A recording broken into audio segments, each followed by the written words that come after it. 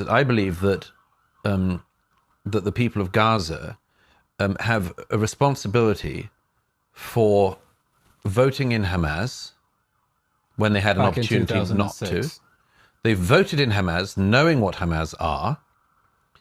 They allowed Hamas to carry out the coup, killing Fatah and other Palestinians and dragging their bodies behind trucks in the West Bank, in Gaza. They didn't overthrow the government. You might say, well, that's a lot to expect. Well, it was always a lot to expect. Everywhere in the world that overthrew a despotic terrorist government, it was always a lot to expect. But okay, they didn't do that. They allowed 18 years, exactly the time you need to educate a child, for Hamas to indoctrinate a new generation, not of psychopaths, because you can't make psychopaths, but you can make sociopaths. 18 years is the time you need to create a sociopath.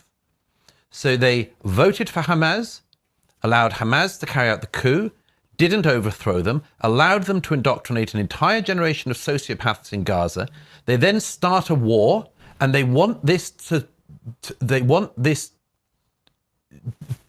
Israel's fault. Israel has to respond in exactly the correct way. I'm sorry, I treat the Palestinians in Gaza in the same way I would treat any other group that produced a horror like that. They're responsible for their actions. They're responsible for their actions.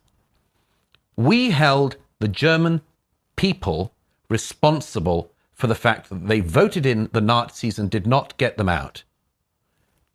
We held them responsible. And we, the Allies in the Second World War, did things that Israel would never dream of doing.